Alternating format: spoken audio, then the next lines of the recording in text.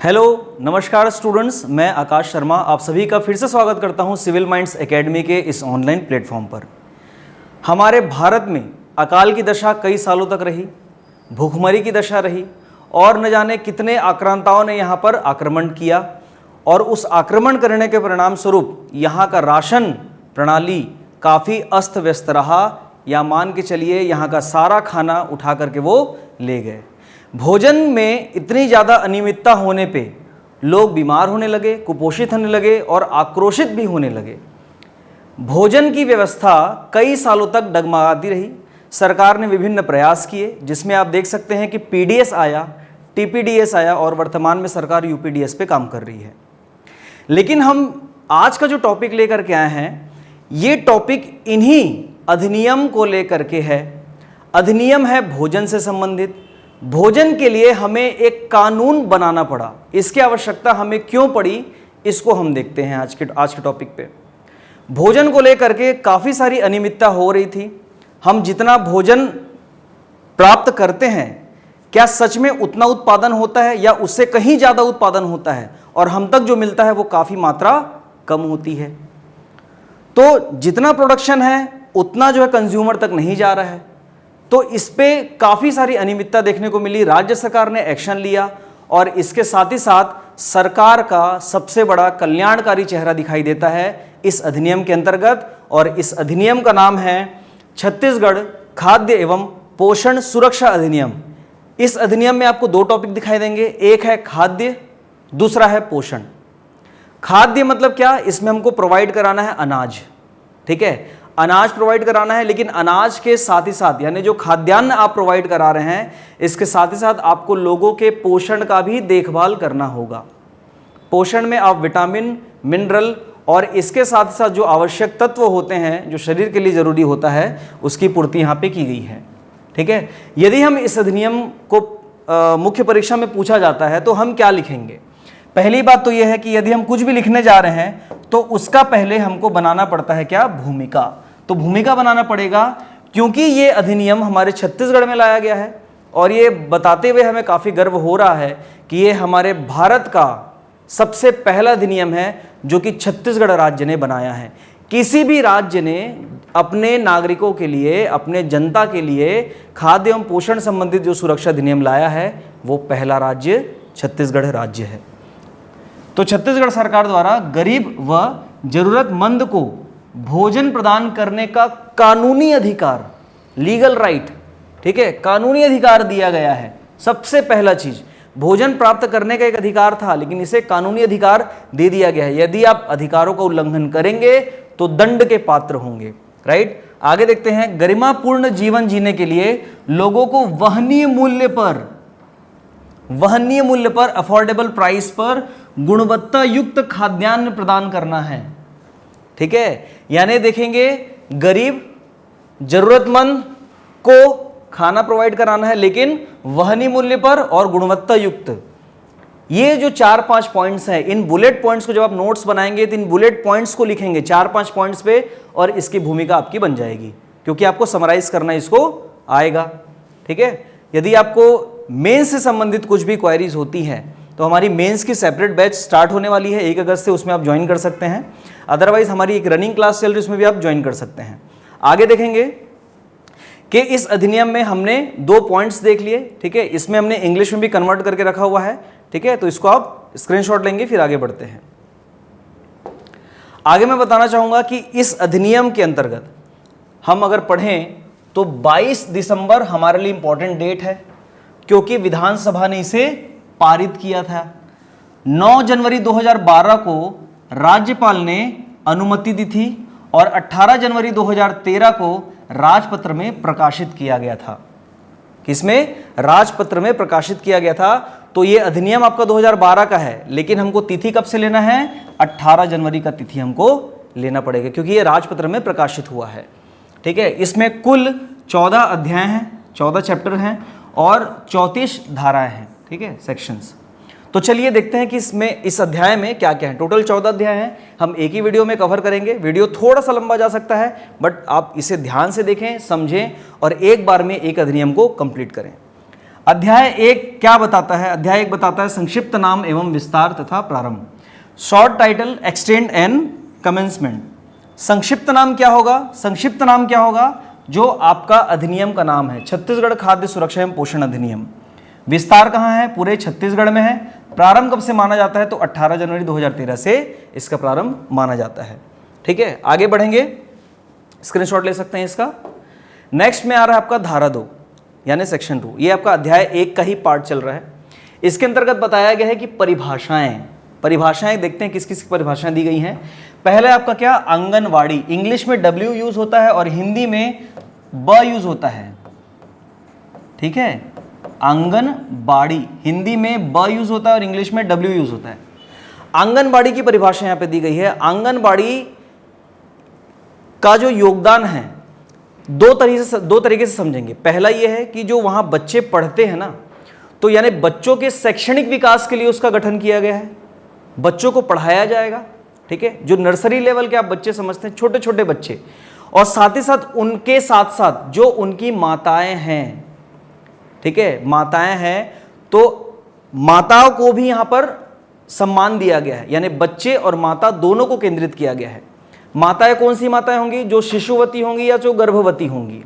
ठीक है, जिनके बच्चे 6 महीने से छोटे हैं या ऐसी माताएं जो गर्भवती हैं, उनको इसके अंतर्गत क्या दिया जाएगा? अधिकार दिया जाएगा। और अधिकार में क्या क्या शामिल है? पहली बात यह कि बच्चों को शिक्षा दिया जाएगा और उनकी माताओं को पोषण दिया जाएगा। साथ ही साथ बच्चों को शिक्षा के साथ साथ भोजन भी प्रदान किया जाएगा। तो ऐसा स्थल जहां पे बच्चों के साथ साथ, ठीक है, बच्चों के साथ साथ महिला जो कि शिशुवती है या गर्भवती है, जो मां बनने वाली है या मां बन चुकी है लेकिन उसके बच्चे को 6 महीना नहीं हुआ है, ऐसी माताओं को शामिल किया गया है। और इन दोनों को भोजन दिया जाता है और बच्चों को शिक्षा प्रदान की जाती है। ऐसे स्थल को बोलते हैं हम क्या? आंगनबाड़ी। दूसरा क्या बताया गया है? Antyodaya house holds. ठीक है, समाज में यदि हम देखें तो समाज की स्थिति जब हम बनाते हैं तो कुछ उल्टा पिरामिड बनता है। ठीक है, ऊपर में यदि हम देखें तो धनाढ्य लोग हैं, जो संपन्न लोग हैं, ठीक है, जो अपनी दैनिक आवश्यकताओं की पूर्ति आराम से कर सकते हैं। उसके बाद अलग अलग लेयर बना हुआ है, तो जो सबसे निचले स्तर पे आता है उसे वो अंतिम व्यक्ति होगा समाज का। तो समाज के सबसे अंतिम व्यक्ति के उदय को हम एक शब्द में परिभाषित करें तो वो होता है अंत्योदय। समाज में अंतिम व्यक्ति का उदय अंत्योदय कहलाता है। तो अंत्योदय उसकी परिभाषा हो गई, समाज के अंतिम व्यक्ति का उदय करना है भोजन को लेकर के। ठीक है, अगला है आपका निराश्रित व्यक्ति या फिर डेस्टिट्यूट पर्सन। ठीक है, निराश्रित व्यक्ति ऐसा है जो किसी के आश्रय में नहीं है। ठीक है, उसका कोई सपोर्ट नहीं है, उससे कोई फैमिली नहीं है, वो निराश्रित है, बिना आश्रय के। ठीक है, ऐसे व्यक्ति को निराश्रित व्यक्ति कहा गया। दूसरा, खाद्यान्न के बारे में बताया गया कि इसमें चावल, गेहूं और मोटा अनाज शामिल किया जाएगा। ठीक है, बाद में बहुत सारी चीजें और शामिल हो गई। आगे बताया गया कि फेयर प्राइस शॉप यानी कि FPS, जिसे हम हिंदी में सरकारी उचित मूल्य की दुकान कहते हैं, उनकी स्थापना आवश्यक वस्तु अधिनियम 1955 के तहत की जाएगी। 1955 एक्ट के तहत, एसेंशियल कमोडिटीज एक्ट 1955 के तहत MSP का गठन, आपके उचित मूल्य की दुकान का गठन जो है किया जाएगा। ठीक है, तो फेयर प्राइस शॉप का इसका हो गया। डिटेल स्क्रीनशॉट लेंगे, फिर आगे बढ़ते हैं। आगे मैं बताना चाहूंगा कि अध्याय 2 है। अध्याय 2 में सेक्शन 3 परिवार के बारे में बताया है। सेक्शन 3 एग्जाम के लिए इंपॉर्टेंट है। देखते हैं इसमें है क्या चीज। सेक्शन 3 में अंत्योदय के बारे में बताया गया है। अंत्योदय परिवार के बारे में, यानी अंतिम व्यक्ति के उदय के बारे में।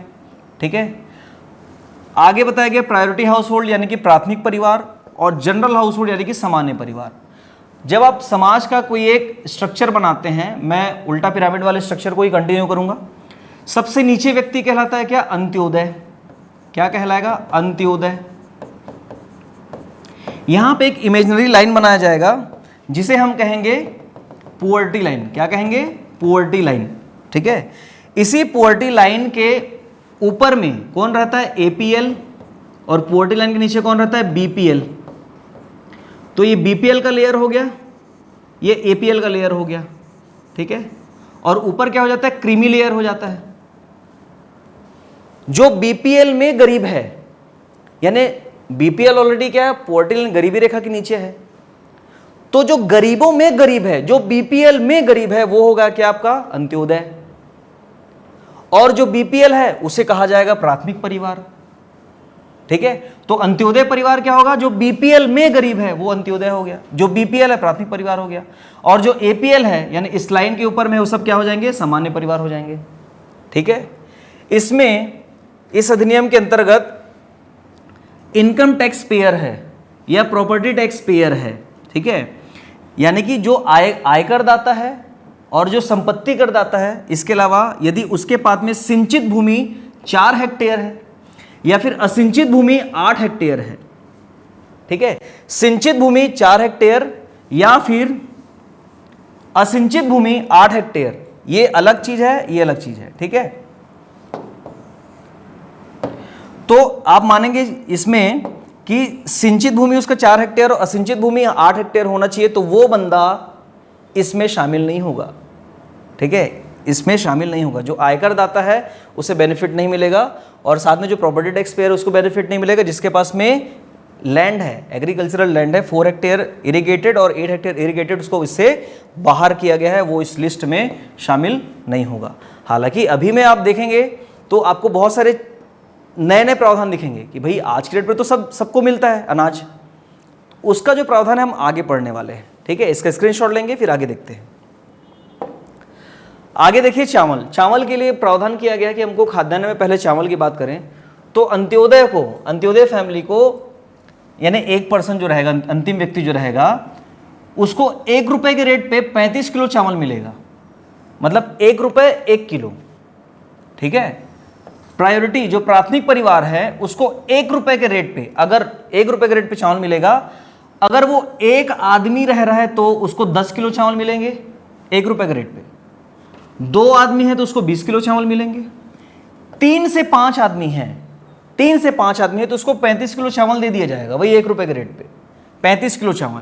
लेकिन अगर 5 से ज्यादा हुए तो एक एक आदमी को 7-7 किलो चावल मिलेगा। 5 से ज्यादा लोग है ना, 5 आदमी रहेंगे तो 35 किलो चावल मिल जाएगा। 5 से ज्यादा हुए तो हर एक आदमी को 7-7 किलो चावल मिलेगा, वही 1 रुपए के रेट पे। आगे देखते हैं कि निराश्रित व्यक्ति को कितना मिलता है, उसको कोई रेट लगता ही नहीं, उसको सीधा महीने का 10 किलो दे दिया जाता है। ठीक है, जिसका कोई ठिकाना नहीं, उसका कोई आश्रय नहीं है, उस व्यक्ति को 0 रुपए के रेट पे 10 किलो चावल दे दिया जाता है। हैंडीकैप्ड है, विकलांग व्यक्ति है तो उसको 0 के रेट पे 10 किलो चावल मिलता है। ठीक है, एपीएल को 10 रुपए के रेट पे 35 किलो चावल मिलता है। और साथ ही साथ मैं बताऊंगा अन्नपूर्णा योजना के तहत 35 किलो चावल मिलता है, जो कि 2 पार्ट में होगा, जो कि 10 किलो और 25 किलो। 10 किलो निःशुल्क मिलता है और 25 किलो 1 रुपए के रेट पे मिलता है। ठीक है, तो ये चावल डिस्ट्रीब्यूशन का स्कीम है, एग्जाम्स में पूछा जा चुका है और आगे भी पूछा जाएगा, पूरी संभावना है। स्क्रीनशॉट लेंगे फिर आगे बढ़ते हैं। धारा 4 बता रहा है nutritional support to pregnant woman, महिलाओं को लेकर के धारा 4 यहां पर विवरण मिलता है, जिसमें गर्भवती और शिशुवती महिलाओं के बारे में जानकारी यहां पे दी गई है कि उनको कैसे हम पोषण देंगे। अब सुपोषण जननी योजना 13 जुलाई 2019 से कोरबा में प्रारंभ किया गया है, कोरबा जिला। ठीक है, इस योजना के तहत हमको महिलाओं को पोषण प्रदान करना है, तो पोषण में हम क्या क्या देंगे, विटामिन देंगे, आयरन देंगे, फॉलिक एसिड और कैल्शियम के साथ साथ आयोडीन और विटामिन का भी हम उनको पोषण प्रदान करेंगे, विटामिन ए का। ठीक है, अब देखिए कंडीशन कैसा है, पोषण हम ये सब चीज़ उनके खाने में होना चाहिए। अगर आप मिल प्रोवाइड करा रहे हैं तो उनके थाली में ये सब चीज़ मिला हुआ होना चाहिए उनके खाने में। तो अब कंडीशन देखेंगे कि अगर वो महिला गर्भवती है तो उसको पूरा भोजन निःशुल्क मिलेगा। ठीक है, गर्भवती है यानी पहले महीने से लेकर के 9वें महीने तक उस महिला को आंगनबाड़ी से निःशुल्क भोजन मिलेगा। ठीक है, माता अगर जैसे उसका बेबी आ गया, ठीक है, बेबी आ गया तो माता को बच्चे के 6 महीने होने तक निःशुल्क भोजन मिलेगा, क्योंकि ऐसा माना गया है कि जो बच्चा है ना वो 6 महीने तक माँ का दूध पीता है। ठीक है, तो माता को पोषण देना आवश्यक है। जैसे ही बच्चा 6 महीने के बाद हुआ तो उसको धीरे धीरे कुछ जो है दूध के फॉर्म पे उसको खिलाओ। ठीक है, बारीक बारीक चीज़ें खिलाओ। तो बच्चे के 6 महीना से 6 साल होने तक उस बच्चे को निःशुल्क भोजन मिलता है। ठीक है, उसको मिड डे मील योजना के तहत भी खाना मिलता है। तो ये भी हमारे एग्जाम पॉइंट ऑफ व्यू से इंपॉर्टेंट है। तो आप समझ सकते हैं कि धारा आपका 2, 3 और 4 ये कितना है हमारे लिए इंपॉर्टेंट है। ठीक है, स्क्रीनशॉट लेंगे, आगे बढ़ते हैं। सेक्शन 5 इसमें बताया गया है चिल्ड्रन के लिए न्यूट्रिशनल सपोर्ट। आपका धारा 4 क्या था? प्रेग्नेंट वुमेन के लिए था। धारा 5 क्या है? बच्चों के लिए है। बच्चों को क्या क्या मिलना चाहिए? बच्चों को मिलना चाहिए चावल, दाल, सब्जी, सोयाबीन, दलिया, दूध, खिचड़ी, 25 ग्राम गुड़, मूंगफली, लड्डू और साथ में 1 अंडा। ये बच्चों को मिलते रहना चाहिए। ये हमने इकट्ठा लिख दिया है, ये एक्चुअली एक साथ डेली नहीं मिलता, ये अलग अलग डेट पे डिसाइड होता है कि ये सोमवार को ये मिलेगा, मंगलवार को ये मिलेगा, बुधवार में ये मिलेगा।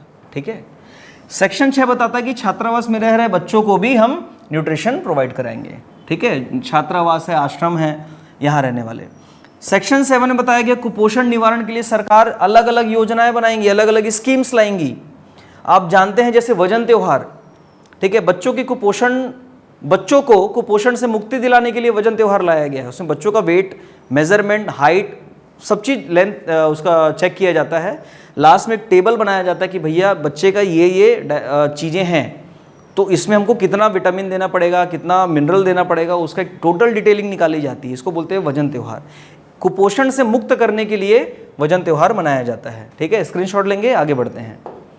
आगे आपका अध्याय 3। अध्याय 3 में बताया गया है section 8 entitlements for special groups के लिए। ठीक है, समझिएगा, the following special groups shall have the following entitlements. एक होमलेस, माइग्रेंट्स और डेस्टिट्यूट। निराश्रित हम अभी जान चुके हैं। ठीक है, इसका फिर से यहाँ पे वर्णन हुआ है। निराश्रित कौन होगा? जो किसी के आश्रय में नहीं है, जो किसी के आश्रय में नहीं है वो क्या होगा? आपका डेस्टिट्यूट होगा। ठीक है, दूसरा क्या? होमलेस, यानी घर विहीन व्यक्ति, जिसका कोई घर नहीं होता। आप देख सकते हैं कि जो आज भी लगभग सभी शहरों में कहीं ना कहीं आपको भिक्षुक दिखाई देते हैं, भिखारी। ठीक है, वो होमलेस होते हैं। माइग्रेंट्स वो होते हैं जो कहीं से चल करके आपके राज्य में आए हैं। ठीक है, वो पड़ोसी राज्य के हो सकते हैं। ठीक है, तो उनको कहा गया है माइग्रेंट्स। इनको भी हमको पोषण प्रोवाइड कराना है। सेक्शन 9 बताता है आपका आपातकाल या आपदा प्रभावित व्यक्ति को पोषण आहार प्रदान करना। आपातकाल और आपदा दोनों में अंतर होता है। ठीक है, आपातकाल जो है ये नैसर्गिक भी हो सकता है और बाय ह्यूमन भी हो सकता है, नेचुरल भी हो सकता है या फिर इंसानों के द्वारा भी हो सकता है। लेकिन आपदा जो है ये प्राकृतिक हो सकती है। जैसे किसी का घर जल गया, ये भी एक प्राकृतिक आपदा है। ठीक है, जैसे आप कुछ एक्सपेरिमेंट कर रहे थे, वो मैनुअल हो गया, बाय ह्यूमन हो गया। तो आपदा और आपातकाल दोनों की कंडीशन पे अगर किसी व्यक्ति का घर जल जाता है तो उसको खाना तो प्रदान करना पड़ेगा ना, वो खाना कहाँ से खाएगा? तो उस कंडीशन पे कहीं बांध टूट गया, पूरे गांव अगर नुकसान पहुंच गया, तो उस कंडीशन पे हमारी क्या जवाबदारी बनती है? हमको उस समय भी व्यक्तियों को पोषण आहार प्रदान करना पड़ेगा। ठीक है, स्क्रीनशॉट लेंगे, आगे बढ़ते हैं। अध्याय 4 में बताया गया भूख की दशा। किसी को इतना ना तरसाओ कि उसकी भूख की दशा जन्म ले ली। ठीक है, जन्म नहीं लेना चाहिए। उसकी भूख की जो दशा है उसकी जिम्मेदारी स्थानीय निकाय को दी जाती है। ठीक है, यदि मान के चलिए आप जैसे कोई महिला है, ठीक है, कोई महिला है, उसके सारे डॉक्यूमेंट्स लॉस्ट हो गए हैं और वो कहीं काम करने के लिए गई है। ठीक है, स्थिति बहुत गंभीर भी हो जाती है, कई बार आर्थिक समस्या जो होती है। अब महिला मान के चलिए किसी, अब रायपुर में उसको काम करने आना है, मान के चलो वो पांडुका में रहती है, तो पांडुका से रह करके गरियाबंद जिला में पड़ता है, तो पांडुका से निकल करके वो रायपुर में आई काम करने के लिए। अब रायपुर में वो काम करने के लिए आई है, लेकिन अगर मान के चलिए उसके पास में कोई डॉक्यूमेंट्स नहीं है, तो भैया उसकी एक भूख की दशा आ जाएगी, क्योंकि उसको जो वेतन मिलेगा वो तो महीने के बाद मिलेगा या हो सकता है हफ्ते के बाद मिले। रोजी वाले भी आजकल काम का ठिकाना नहीं है। ठीक है, तो कई बार ऐसी स्थिति होती है कि या फिर वो महिला खुद सक्षम नहीं है कि वो गांव से निकल के बाहर जा सके। ठीक है, तो क्या होता है, कई बार एक ही पहली दशा हो गई।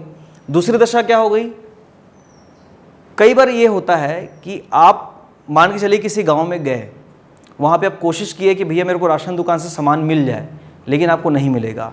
आप कितनों पंचायती कर लें, पंचायत के पास चले जाए, दुनिया भर की तारी कर ले, लेकिन आपको राशन नहीं मिलेगा। ठीक है, तो वहाँ से जन्म लेती भूख की दशा। आपकी आर्थिक स्थिति और महंगाई, दोनों में बहुत जमीन आसमान का अंतर हो गया, महंगाई बढ़ती जा रही है, आप अपना पोषण नहीं प्राप्त कर पा रहे हैं। उस कंडीशन में जन्म लेती है भूख की दशा। क्यों? क्योंकि मेंस पॉइंट ऑफ व्यू से इंपॉर्टेंट है, भूख की दशा से क्या आशय है, पेपर में आएगा। तो भूख की दशा जन्म लेती है, तो इस कंडीशन पे जो लोकल बॉडीज है उसकी रिस्पॉन्सिबिलिटी बनती है कि भैया उस चीज़ को ठीक करे। और ये भूख की दशा जनरली जो बीपीएल परिवार हैं या बीपीएल में भी जो गरीब हैं, अंत्योदय, उनके साथ ये स्थिति होती है। तो ऐसे लोगों को टारगेटेड पब्लिक डिस्ट्रीब्यूशन सिस्टम के अंतर्गत लाया जाता है। ये पीडीएस का ही पार्ट है। टीपीडीएस में हमने एक अलग से लेक्चर बनाया है, आप नेक्स्ट वीडियो में उसके देखेंगे, ठीक है। तो टीपीडीएस में लोगों को लक्ष्य के तौर पे माना जाता है। इसे कहते हैं लक्षित सार्वजनिक वितरण प्रणाली, टारगेटेड पब्लिक डिस्ट्रीब्यूशन सिस्टम, ठीक है। इसके तहत उनको भोजन प्रोवाइड किया जाएगा। कौन करेगा? स्थानीय निकाय। योग्य परिवार कौन है ये पहचान करना पड़ेगा, लोकल बॉडी ही करेगी किसको हमको देना है, उसके फैमिली में कितने मेंबर हैं, उसको राशन कार्ड जारी हुआ है कि नहीं हुआ है, ठीक है, और उसको राशन कौन से दुकान से मिलेगा, उचित मूल्य की दुकान जो होती है ना, वो कौन से दुकान से मिलेगी, वो कौन से क्षेत्र में आता है, पूरी डिटेलिंग निकालने की जिम्मेदारी लोकल बॉडी को होती है।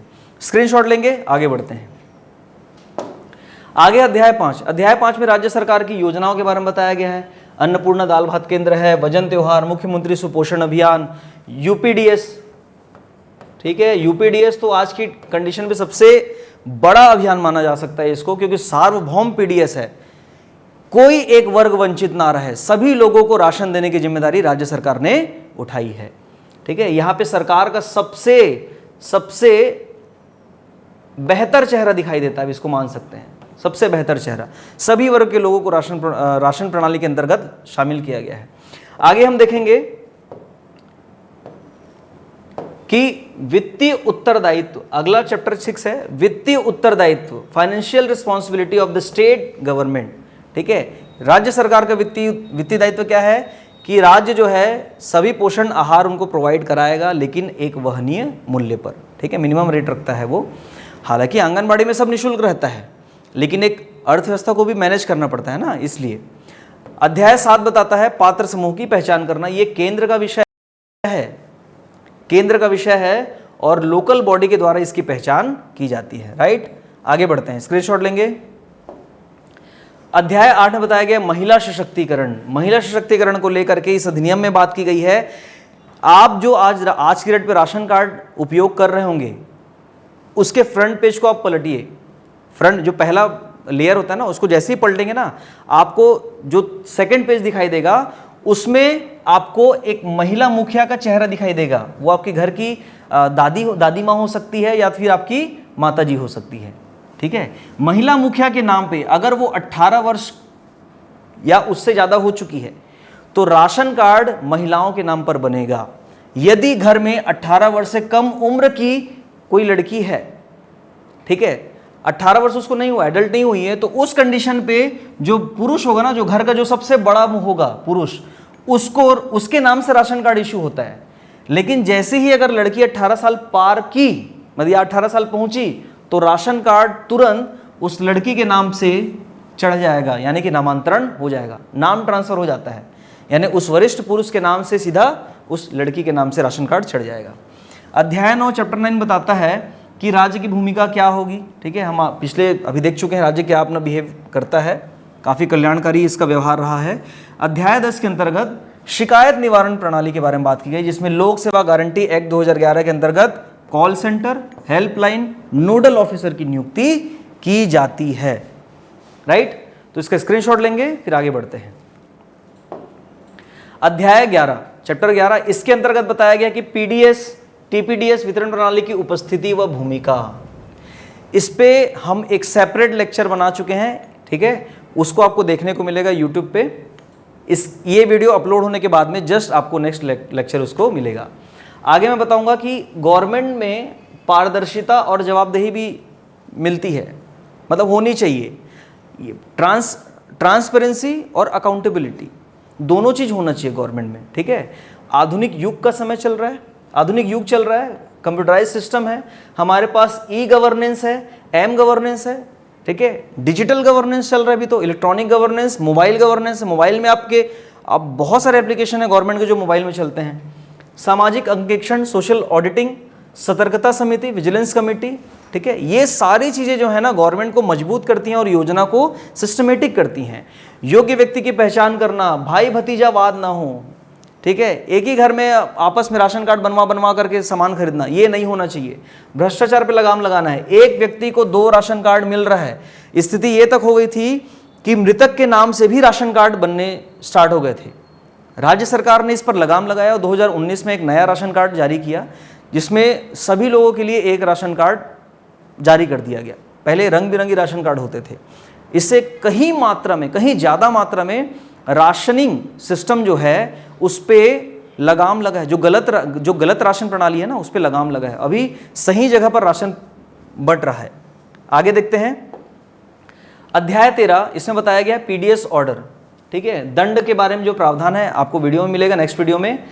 परिणाम जो है इसका अनाज लीकेज, देखिए 2004-05 में 50% अनाज लीकेज था। अनाज लीकेज पर एक क्वेश्चन आ सकता है। देखिए क्या होता था, जैसे मान के चलो मैं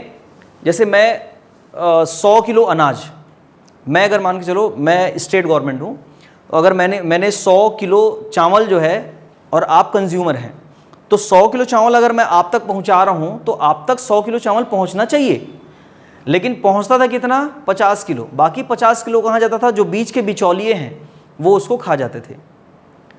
इसे कहा जाता है अनाज का लीकेज। यानी कोई एक पाइपलाइन जो है जिसमें कुछ चीज़ ट्रैवल करना है, वहाँ से कुछ लीकेज हो जाए तो बाकी तो बाहर हो जाएगा, तो इसे ही कहा जाता है अनाज लीकेज। तो अनाज लीकेज जो था 2004-05 में 50% था, जो 2009-10 में 10% पे आ गया, ठीक है। सेंट्रल गवर्नमेंट ने 2013 में एक ब्लैक स्टिंग ऑपरेशन चलाया था, ऑपरेशन ब्लैक स्टिंग, जिसमें अनाज लीकेज चेक करने के लिए सेंट्रल गवर्नमेंट ने अलग अलग राज्यों में अलग अलग टीम भेजी थी कि आप देखो कि कहाँ कहाँ पे अनाज लीकेज हो रहा है, क्योंकि पीडीएस बहुत पहले से चल रहा है। सबसे बेहतर स्थिति जिसमें अनाज लीकेज नाम की चीज़ नहीं थी वो था छत्तीसगढ़, ठीक है। आगे देखते हैं। अध्याय 14 में स्टेट गवर्नमेंट की यहाँ पे रिस्पॉन्सिबिलिटी दिखाई देती है कि वो योजना बना सकता है, पावर डेलीगेट कर सकता है, कुछ अमेंडमेंट कर सकता है, कुछ नए रूल्स बना सकता है। ये सारे पावर स्टेट गवर्नमेंट को दी गए हैं, ठीक है। स्क्रीनशॉट लेंगे, आगे बढ़ते हैं। यहाँ मैं बताना चाहूँगा कि सब इंस्पेक्टर की जो टेस्ट सीरीज़ है वो हम फ्री टेस्ट सीरीज़ लेकर के आए हैं। इस टेस्ट सीरीज़ में टोटल 12 पेपर होंगे, जिसमें 3 जुलाई से स्टार्ट होकर के आपका 4 सितंबर तक चलेगा। 12 टेस्ट सीरीज़ में आपके लास्ट के 6 पेपर कंप्लीट सिलेबस पर बेस्ड हैं। ये टेस्ट सीरीज़ कंप्लीटली फ्री है, तो आप हमसे कांटेक्ट करके इस टेस्ट सीरीज़ को परचेज कर सकते हैं। ऑफलाइन और ऑनलाइन दोनों मोड पे टेस्ट सीरीज़ अवेलेबल है। आगे मैं बताऊं कि सीजीपीएससी प्रीलिम्स की टेस्ट सीरीज चल रही है, जिसमें 37 टेस्ट होंगे, वो भी 3 मॉड्यूल में। मॉड्यूल 1 में आपके 15 टेस्ट होंगे, ठीक है। मॉड्यूल 2 में आपके 7 टेस्ट और वहीं मॉड्यूल 3 में आपके 15 टेस्ट होंगे। इसकी डिटेल जानकारी के लिए आप हमसे कांटेक्ट कर सकते हैं। पीडीएफ फॉर्म पे हम आपको अवेलेबल करा देंगे कि हर डेट पे क्या क्या टेस्ट होने वाला है। अनाउंसमेंट करूंगा कि मैं 1 अगस्त 2022 से क्लासेस स्टार्ट हो रही हैं यूपीएससी, सीजीपीएससी, मेंस प्रीलिम्स और सेपरेट जीएस और एप्टीट्यूड रीजनिंग की। ये क्लासेस हम काफ़ी अफोर्डेबल प्राइस पे लॉन्च कर रहे हैं, ठीक है। आप हमसे मिल सकते हैं और ये सारी क्लासेस बाइलिंगुअल होंगी, जो कि इंग्लिश और हिंदी दोनों मीडियम पे अवेलेबल होंगी। क्लासेस ऑफलाइन और ऑनलाइन दोनों मोड पे है। ऑफलाइन की क्लासेस अभी हम करंटली वर्क कर रहे हैं, ऑनलाइन बहुत जल्द आप लोगों के बीच में हम लेकर के आने वाले हैं। भूखमरी और जो संकट था, इससे बचने के लिए सरकार ने बहुत बड़ा कदम उठाया और छत्तीसगढ़ की पहचान इस अधिनियम के तहत भारत में बहुत बड़ा अपना स्थान दर्ज किया है। छत्तीसगढ़ ने बहुत बड़ा स्थान दर्ज किया है, ठीक है। आज आप और हम भोजन को लेकर के कहीं ना कहीं संतुष्ट हैं, ठीक है। हमें असंतुष्टि नहीं दिखाई देती। हालांकि कुछ स्तर हैं जहाँ पे आज भी भोजन की समस्या है। राज्य सरकार आज भी इसके लिए अनवरत प्रयास कर रही है ताकि पूरा जड़ से ख़त्म हो जाए, ठीक है। जो समस्या है वो हर तरीके से हट जाए। तो आज का लेक्चर अगर आपको पसंद आया होगा, आपको कुछ भी डाउट है, कुछ भी क्वेरी है, तो आप कमेंट सेक्शन पे हमसे पूछ सकते हैं। अगर ये वीडियो पसंद आया होगा तो वीडियो को लाइक करेंगे, शेयर करेंगे और सब्सक्राइब करेंगे, और साथ में बेल आइकन को भी प्रेस करेंगे ताकि आपको डेली नोटिफिकेशन मिलती रहे। हमारा साथ ही साथ डेली करंट अफेयर की क्लासेस चल रही हैं, उसे भी आप देख सकते हैं। तो आज के वीडियो में यहीं पर समाप्त करूंगा। धन्यवाद। जुड़े रहिए सिविल माइंड्स एकेडमी के साथ।